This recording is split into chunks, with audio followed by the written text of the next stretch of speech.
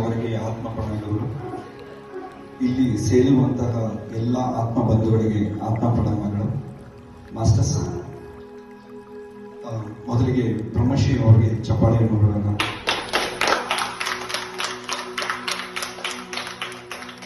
ಯಾಕಂದ್ರೆ ಅವ್ರು ನಮಗೆ ದಾರಿ ತೋರಿಸಿದ್ದಾರೆ, ನಾವು ಅದನ್ನ ಫಾಲೋ ಮಾಡ್ತಾ ಇದ್ದೀವಿ. ನೆಕ್ಸ್ಟ್ ಛಾಯಾ ಮ್ಯಾಮ್ ಅವ್ರಿಗೆ, ಅವರು ನಮ್ಮ ಮಾರ್ಗದರ್ಶಕ ಗುರು. ಒಂದು ಸ್ಟೂಡೆಂಟ್ನ ರೆಡಿ ಮಾಡೋದು ಅಷ್ಟು ಸುಲಭವಾದ ವಿಷಯ ಅಲ್ಲ. ಸೊ ಅವ್ರಿಗೊಂದು ಜೋರಾಗಿ ಚಪ್ಪಾಳೆ. Thank you ma'am. Shri Sai Dhyanadhara, ನಾವು ಸ್ಟಾರ್ಟ್ ಮಾಡಿ 3 ತಿಂಗಳಾಗ್ತಾ ಬರ್ತಿದ್ದೀವಿ ಮಾಸ್ಟರ್ಸ್.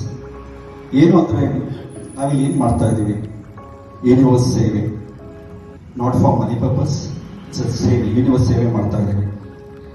ನಾವು ಆಶ್ರಮಸ್, ಯಾರತಿ ashrams mentally and physically challenge students, ಅವ್ರಿಗೆ ನಾವು ಧ್ಯಾನ ಹೇಳ್ಕೊಡ್ತಾ ಇದ್ದೀವಿ. ಆಶ್ರಮಕ್ಕೆ ಹೋಗ್ತೀವಿ, ಧ್ಯಾನವನ್ನು ಹೇಳ್ಕೊಡ್ತೀವಿ. ಅವರಲ್ಲಿ ಸುಮಾರು ಚೇಂಜಸ್ ಕಾಣಿಸ್ತಿದೆ. ಅವ್ರು ಶೇರ್ ಮಾಡ್ಕೊತಿದ್ದಾರೆ ಕಾಲ್ ಮಾಡಿ, ತುಂಬ ಖುಷಿ ಆಗುತ್ತೆ. ಅದು ಮಾತ್ರ ಅಲ್ಲ, ನಮ್ಮಲ್ಲಿ ಆನ್ಲೈನ್ ಕ್ಲಾಸಸ್ ನಡೆಯುತ್ತೆ. ಎವ್ರಿ ಡೇ ಆನ್ಲೈನ್ ಕ್ಲಾಸಸ್ಸು, ಧ್ಯಾನ ಮತ್ತು ಸತ್ಸಂಗ, ಸ್ಪಿರಿಚುವಲ್ ಟಾಪಿಕ್ಸ್ ಬಗ್ಗೆ. ಯಾಕಂದರೆ ಪ್ರತಿಯೊಬ್ಬರಿಗೂ ಆಧ್ಯಾತ್ಮಿಕದ ಜ್ಞಾನ ಬೇಕಾಗುತ್ತೆ. ಸೊ ನಾವು ಶೇರ್ ಮಾಡ್ತಾ ಇದ್ದೀವಿ ಅವರಿಗೆ. ಅದು ಮಾತ್ರ ಅಲ್ಲ, ಇವಾಗ ರೀಸೆಂಟ್ ಆಗಿ ನಾವು ಯೂಟ್ಯೂಬ್ ಚಾನಲ್ ಸ್ಟಾರ್ಟ್ ಮಾಡಿದ್ವಿ, ಶ್ರೀ ಸಾಯಿ ಧ್ಯಾನಧಾರ ಅಂತ. ಅದರಲ್ಲಿ ಸ್ಪಿರಿಚುವಲ್ ಟಾಪಿಕ್ಸ್ ನಾವೇನೇನು ಮಾಡ್ತೀವಿ ಪ್ರತಿಯೊಬ್ಬರಿಗೂ ರೀಚ್ ಆಗಬೇಕು ಅಂತ ನಾವು ಶೇರ್ ಮಾಡ್ತಾ ಇದ್ದೀವಿ. ನಿಮಗೆ ಅನ್ಸಿದ್ರೆ ದಯವಿಟ್ಟು ಅದನ್ನ ಸಬ್ಸ್ಕ್ರೈಬ್ ಮಾಡಿ. ಯಾಕಂದ್ರೆ ಇನ್ಫಾರ್ಮೇಶನ್ ಇಸ್ ವೆಲ್ತ್ ಅಂತಾರೆ ಪತ್ರಿಜಿ ಅವರು. ಸೊ ದಯವಿಟ್ಟು ನೀವು ಅದನ್ನ ಸಬ್ಸ್ಕ್ರೈಬ್ ಮಾಡಿ. Thank you. ಮತ್ತೆ ಇನ್ನೊಂದೇನು ಅಂದರೆ, ಧ್ಯಾನ ಮಾಡಬೇಕಾದ್ರೆ ಸ್ವಲ್ಪ ಜನಕ್ಕೆ ಧ್ಯಾನ ಮಾಡೋಕ್ಕಾಗಲ್ಲ, ಅದರಿಂದ ಆಚೆ ಬರೋಕ್ಕಾಗಲ್ಲ ಅಂಥವ್ರಿಗೆ ನಾವು ಪ್ರೈವೇಟ್ ಸೆಷನ್ಸ್ ಕೊಡ್ತಿದ್ದೀವಿ. Even that's also free of cost. Universe ಸೇವೆ ಮಾಡ್ತಾ ಇದ್ದೀವಿ. ಹಾಗೂ ಓಕೆ, ಇಂಪಾರ್ಟೆಂಟ್ ಥಿಂಗ್ಸ್, ಟ್ಯೂಷನ್ ಮಕ್ಕಳಿಗೆ ನಾವು ಧ್ಯಾನ ಹೇಳ್ಕೊಡ್ತಾ ಇದ್ದೀವಿ. ಯಾಕೆ ಅಂತ ಹೇಳ್ತೀವಿ, ಮೋಸ್ಟ್ಲಿ ಅರೌಂಡ್ 10 to 12 ಸ್ಟೂಡೆಂಟ್ಸ್ ಬರ್ತಾರೆ ಮನೆಗೆ. Every day at 5 o'clock students ಕಾಯ್ತಾ ಇರ್ತಾರೆ, ಇದು ಧ್ಯಾನ ಮಾಡಿಸ್ತಾರೆ ಮತ್ತೆ ತಿಲಕ ಸರ್ ಮತ್ತೆ ಅವನೇ ಮೇಡಮ್ ಅವ್ರು ಮಾಡಿಸ್ತಾರೆ ಅಂತ ಕಾಯ್ತಾ ಇರ್ತಾರೆ. ಏನಕ್ಕೆ ಅಂದ್ರೆ ನೋಡಿ, ಇವತ್ತಿನ ಮಕ್ಕಳಲ್ಲಿ ಯಾವುದು ಒಳ್ಳೇದು ಕೆಟ್ಟದು ಮತ್ತೆ ಧ್ಯಾನ ಅಂದ್ರೆ ಏನು ಸ್ಕೂಲಲ್ಲಿ ಹೇಳ್ಕೊಡ್ತಾರೋ ನಮ್ಗೆ ಗೊತ್ತಿಲ್ಲ. ಬಟ್ ನಾನೇನು ಹೇಳ್ತೀನಿ ಅಂದ್ರೆ, ಮಕ್ಕಳಲ್ಲಿ ಒಳ್ಳೆ ಭಾವನೆಗಳು ಬರಬೇಕಾಗತ್ತೆ. They are getting addicted to the phones, gadgets. ಅದರಿಂದ ಅವರು ರಾಂಗ್ ಡೈರೆಕ್ಷನ್ ಹೋಗ್ತಿದ್ದಾರೆ. ಸೊ ನಾವೇನ್ ಮಾಡ್ತಾ ಇದ್ದೀವಿ ಅಂದ್ರೆ, ಧ್ಯಾನವನ್ನು ಹೇಳ್ಕೊಡ್ತಾ ಇದ್ದೀವಿ, ಜ್ಞಾನವನ್ನು ಕೊಡ್ತಾ ಇದ್ದೀವಿ. ಒಳ್ಳೆದಕ್ಕೆ ಕೆಟ್ಟದಕ್ಕೆ ಅರ್ಥ ಏನು, thoughts, positive thoughts, negative, miraculous thoughts, disaster thoughts ಅಂದ್ರೆ ಅರ್ಥ ಏನು, ಪತ್ರಿಜಿ ಅವರು ಸ್ಪಿರಿಚುವಲ್ ವಿಡಿಯೋ ನೋಡಿರ್ತೀರ. ಸೊ ಅದಕ್ಕೆ ಅರ್ಥ ಏನು ಪ್ರತಿಯೊಂದು ಎಕ್ಸ್ಪ್ಲೇನ್ ಮಾಡ್ತಿರ್ತೀವಿ.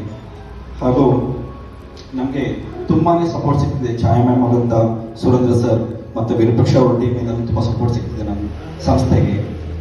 ಮಾಸ್ಟರ್, ಇದು ನಾನು ಹೇಳೋ ಬದಲು ಒಂದು ಸ್ಟೂಡೆಂಟ್ನ ಕರೆದ್ಬಿಟ್ಟು ಹೇಳೋಣ, ಅವರ ಅನುಭವ ಹೇಗಿದೆ ಅಂದ್ಬಿಟ್ಟು ಧ್ಯಾನದು. Thank you masters.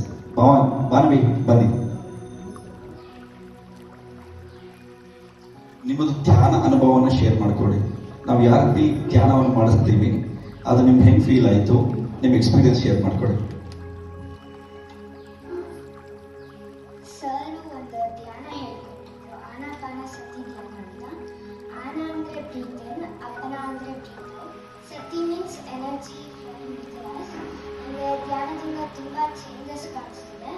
ನಾವು 3 ತಿಂಗಳಿಂದ ಪ್ರಾಕ್ಟೀಸ್ ಮಾಡ್ತಾ ಇದ್ದೀವಿ. ಮತ್ತು ನಾನು ಸ್ಟಡೀಸ್ ಮೇಲೆ ತುಂಬ ಕಾನ್ಸಂಟ್ರೇಷನ್, ಮೆಮೊರಿ ಪವರ್ ಎಲ್ಲ ಹೆಚ್ಚಾಗ್ತಾ ಇದೆ. ಮತ್ತು ಹೆಲ್ತಲ್ಲಿ ತುಂಬ ಚೇಂಜಸ್ ಕಾಣಿಸ್ತಾ ಇದ್ದೀನಿ. ಸ್ಟ್ರೆಸ್ ಆದಾಗೆಲ್ಲ I feel relax meditation. And sir from 2 to 3 weeks cabs ಕೊಡ್ತಾ ಇದ್ದಾರೆ. ಅದರಿಂದ ನಮ್ಗೆ ಇನ್ನೂ ಜಾಸ್ತಿ ಫೀಲ್ ಆಗ್ತದೆ, ಎನರ್ಜಿ ಒಂಥರ ವೈಬ್ರೇಷನ್ ಫೀಲ್ ಆಗ್ತದೆ. So I thank sir for experience.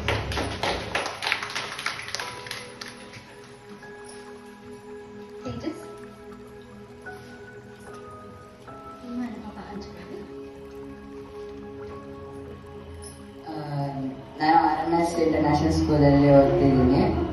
ಧ್ಯಾನದಿಂದ ನನಗೆ ತುಂಬ ರಿಲ್ಯಾಕ್ಸೇಷನ್ನು ಮತ್ತು ಸ್ಟಡೀಸಲ್ಲಿ ಕಾನ್ಸಂಟ್ರೇಷನ್ ಕೂಡ ತುಂಬ ಇಂಪ್ರೂವ್ ಆಗ್ತಿದೆ. ನನ್ನ ಮೆಮೊರಿ ಪವರ್ ಮತ್ತು ಎಕ್ಸಾಮ್ಸಲ್ಲೂ ರೆಗ್ಯುಲರ್ ಆಗಿ ಧ್ಯಾನ ಮಾಡೋದ್ರಿಂದ ಎಕ್ಸಾಮ್ಸ್ ಅಲ್ಲೂ ನಾವು ತುಂಬಾ ಚೆನ್ನಾಗಿರೋ ಮಾರ್ಕ್ಸ್ ಮತ್ತೆ ಮೆಮೊರಿ ಪವರ್ ಇನ್ಕ್ರೀಸ್ ಮಾಡ್ಕೊಬಹುದು.